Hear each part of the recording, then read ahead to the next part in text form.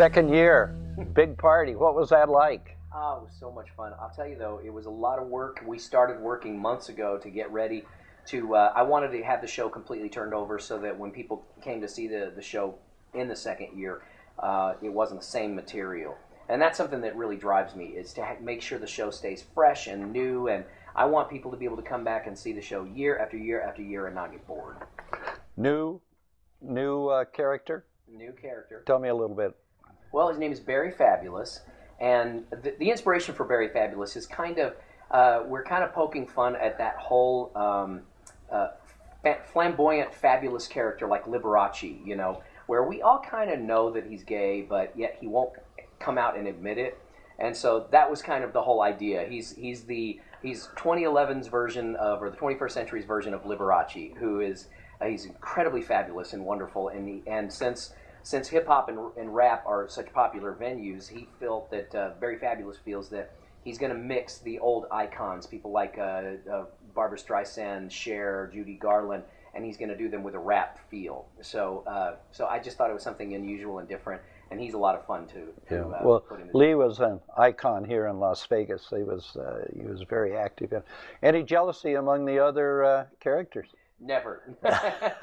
No jealousy whatsoever. And that's what's so funny is that, you know, my characters, they do come alive on stage, but when they're off stage, you know, they're just puppets. I was thinking about, when you talk to yourself, it must be just a really interesting conversation. Well, I'm sure sometimes it drives my wife crazy because I do. I'll be sitting there just muttering to myself, and she's like, "What are you doing?" I say, "I'm just going over the routine." Okay. I read about the fact that you were this 32-year overnight success. That's exactly a good way to put it.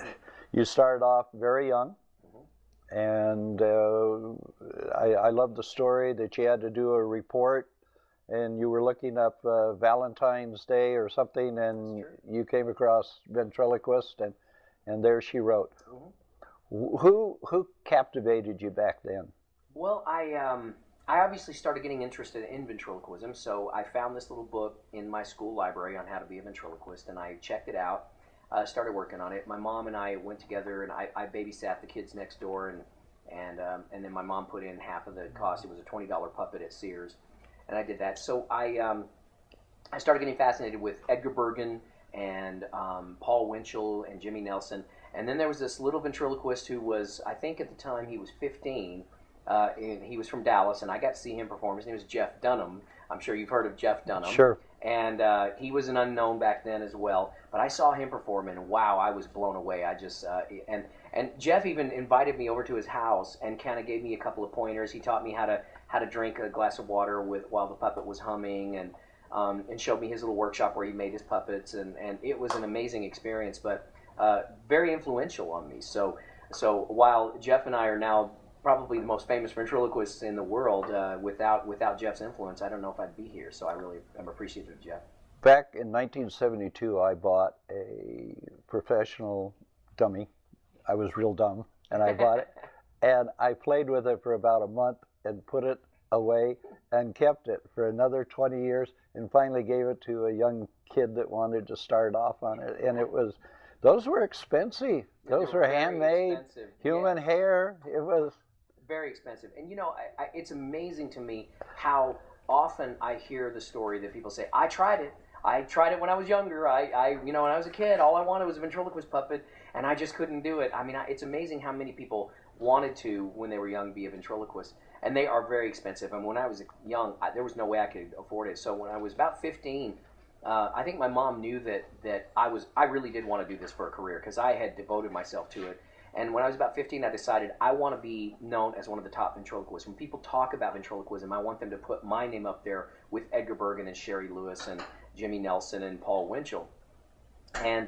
And so my mom started saving money, and for 3 years she saved until I was 18 years old and bought me my first professional puppet. And so, well, I met your mom. She's a good lady. She is a good lady.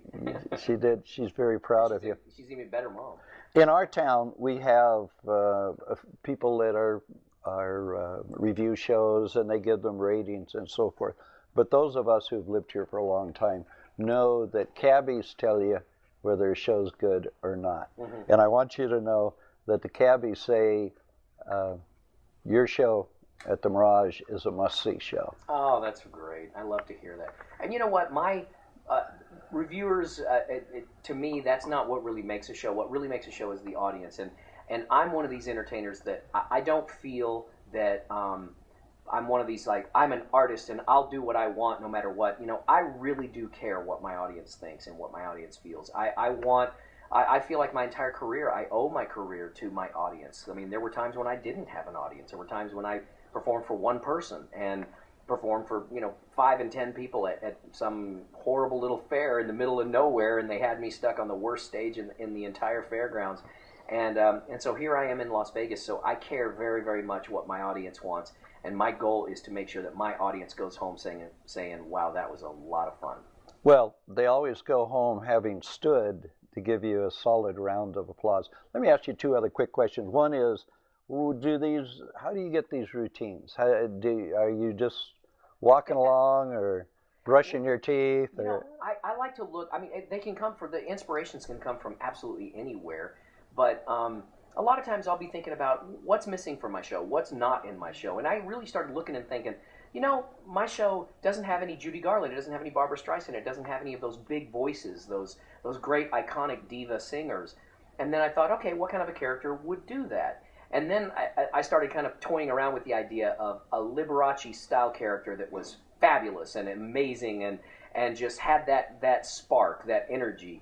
And then that's when I came up with the idea for Barry Fabulous, and I thought, what a great name, Barry Fabulous, So that's where he was kind of born that way. And I hatched the idea 2 or 3 years ago, and he's been kind of sitting. We had him. He's been sitting on a shelf here in this dressing room for the last 2 years, and then finally for the 2nd anniversary, we said that's it. He's going in the show. Yeah. Performing just about every single night, grueling. What do you do when you're off stage to sort of unwind? When I'm off stage, I like to play video games. My wife and I love to play Left 4 Dead. It's a zombie game, and so we will get online with friends and family, and we kill zombies. So we keep the world safe from the zombie invasion, and that's one of our. I'll sleep better tonight. Yes, knowing we're taking care of you, we're going to kill all those zombies. But we also. We just like to rest, and my wife and I will either take a little weekend trip to Hawaii. She's from Hawaii, or which island? We go to Oahu. Oahu. Yes, that's where she was born, and that's where her heart is. And we also go to Disneyland. So we'll take a couple of days and just drive down to Anaheim and spend a couple of days at Disneyland. That's our relaxation. Cool. Last one. What keeps you up? What keeps you motivated? What keeps you? Because you have a high energy, but a controlled high energy. Well, I think the thing that keeps me interested and me from getting too bored is just constantly changing the show, constantly trying to find new songs, new routines, new characters. I'm one of these people that, if I'm here for 10 years, if I'm here for 15 years, if I'm here for 20 years, the show is always going to be evolving, because I don't want to be one of those people that just sits back and goes, I'm just going to let the show take care of itself. It's going to be the same thing. And then people come year after year after year and they say, well, I've seen the show 7 times and that's enough. I want people to say, my God, I've seen the show 7 times and it was different all 7 times. And then as they continue to see that I'm constantly pushing the envelope, I'm constantly trying to create and expand my gifts, then I think people are going to continue to support that. So, when I found out that I was going to have the opportunity to talk with you, I thought back to the 70s when I had a show here, a television show, talk show, and there were this young act that came on.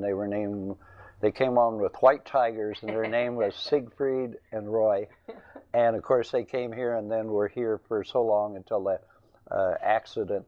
And I got to tell you, I think the 2 of them have got to be proud that you're here. Oh, I hope so. Okay. I was one of the lucky people that got to actually see their show, and it was spectacular. Yeah. And that's why if there are ever any tigers in my show, they're going to be puppets. Okay. Well, thank you so much for the time, and we wish you nothing but the very best. Thank you so much. Okay. Bye-bye.